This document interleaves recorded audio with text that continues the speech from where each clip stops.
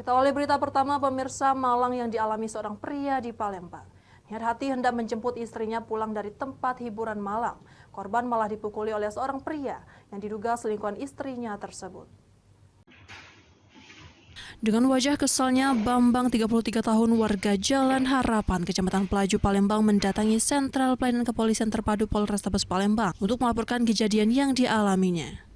Di hadapan petugas piket SPKT Polrestabes Palembang, korban mengatakan kalau dirinya telah menjadi korban penganiayaan oleh pelaku AD.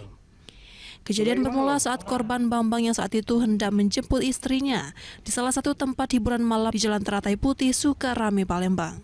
Saat tiba di lokasi kejadian, korban yang mencoba membawa istrinya pulang tiba-tiba datang seorang pria yang diduga teman dekat istrinya tersebut langsung memukul korban. Akibat kejadian tersebut, korban mengalami luka lebam di pelipis mata dan wajah. Aku nak nyebut dia balik maksud aku. Supaya dia balik. Iya. Waduh, ini ada sama lanang kan? Iya. Ada sama lanang. Nah terus kita ngomong apa? Bisa kita dipukuli? Ya aku balik keluar. Dia keluar itu lah di tangan dia. Di tangan ini. Umur berapa pelaku? Di situ. Kini laporan korban telah diterima oleh pihak kepolisian Polrestabes Palembang. Untuk pelaku masih dalam penyelidikan petugas. Dari Palembang, Muhammad David, iNews melaporkan.